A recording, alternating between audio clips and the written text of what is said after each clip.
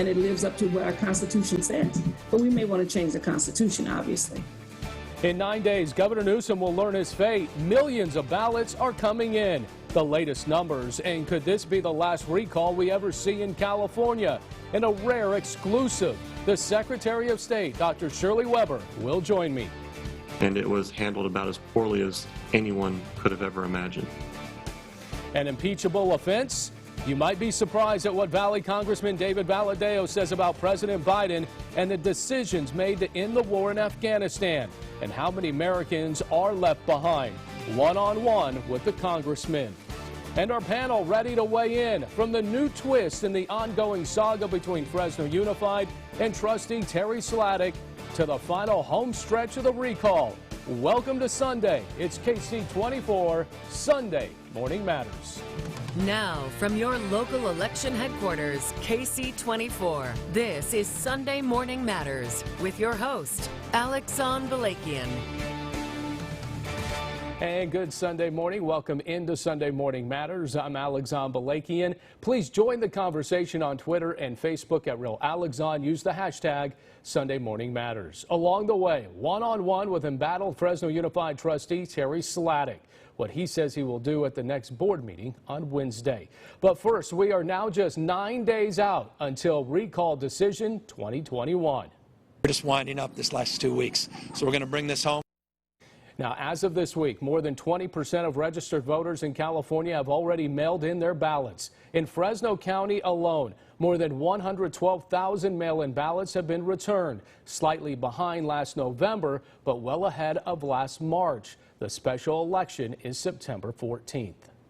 So the recall has been a long, expensive process that has ended up in the courtroom a few times as well. Now, the one person that's been in the middle of all of this, the Secretary of State appointed by Governor Newsom, Dr. Shirley Weber. Welcome to Sunday Morning Matters. Secretary, how are you? I'm great. Thanks for having me on the program today. I think it's extremely important we get the information out to all Californians about the recall election. So we're looking forward to September 15th when it's over on the 14th. Yes, we're looking forward to that. I think a lot of people are wondering, what do the early numbers look like? You know, the mail-in ballots, they've been returned here in Fresno County at a high rate, over 100,000. What does it look like across the state as we talk today? Across the state has great numbers as well, and I don't have the most up-to-date number, but we're looking at record numbers of returns in terms of what compared to other elections that we've had when we've had the ballots. And so we're looking at more than 15, 16, 17% of the ballots mailed out have been returned thus far, and there'll be more coming in obviously between now and the next 13 days before the election. Comparable to the presidential election? Are we looking at same numbers or a little less or maybe a little higher? What do you think? Well, what I hear from the registrar of voters is that they're basically seeing either the same amount, but most of them are having higher numbers of return in comparison to where we were with the last election, with the presidential election. The return rate is higher.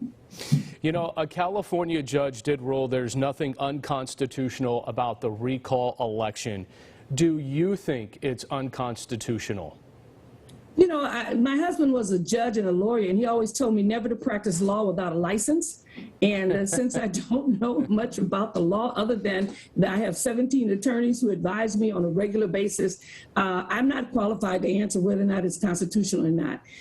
It has issues in terms of what people see as how it's what's in the law and how the law is administered. And hopefully we can address some of those when the recall is over. But the judge is probably more qualified than I am to say that it is not unconstitutional the way it's written, and it lives up to what our Constitution says. But we may want to change the Constitution, obviously. You know, and I think a big reason why we ask that question is because, you know, there could be a scenario in which 51% of voters actually recall Newsom and 49% voted to keep him, meaning his recall to keep or to have his replacement could get less than 25% of the vote, but yet Newsom got 49%, yet he comes out on top, but he's not on question 2. That's why. Is it fair?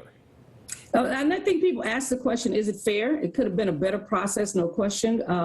Some wonder why we should have a recall and an election for the replacement at the same time, because the numbers, normally we do the top 2 vote getters, we have a runoff, so we can ensure that the choice chosen would be a person that at least 51% of Californians like and agree to the ideology.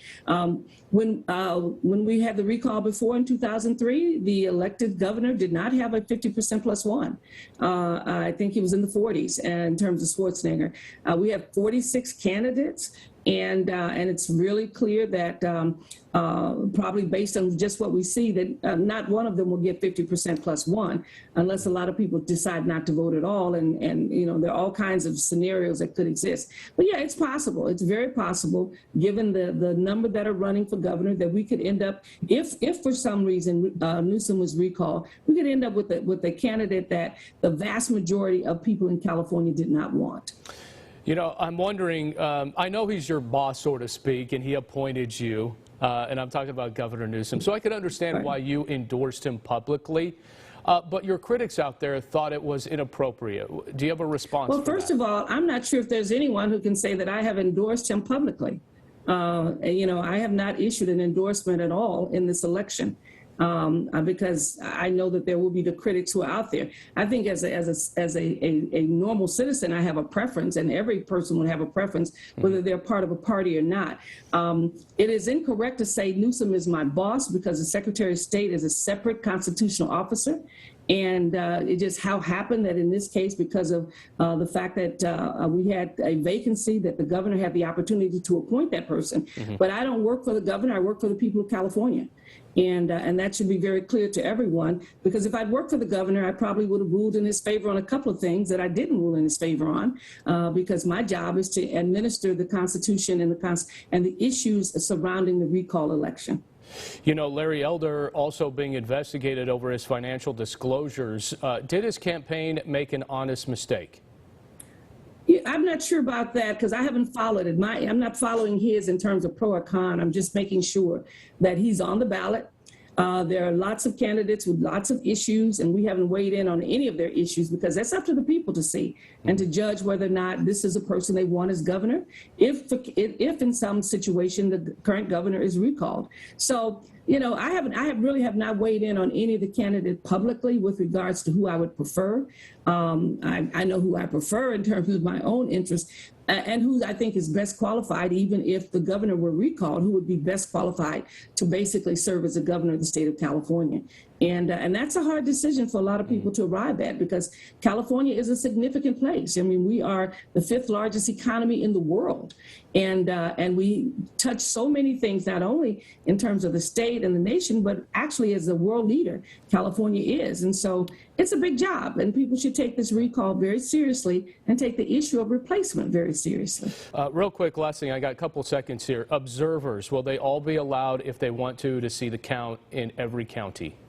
Yeah, in every county there will be observers. I've been to some of the counties where they've shown me how they've organized it so that observers are not necessarily in the way of the work that's being done, but yet have a good view, if they want to, of the counting that takes place. So there will be observers in every county, yes. All right. Secretary of State, Dr. Shirley Weber, appreciate the time. Thank you so much.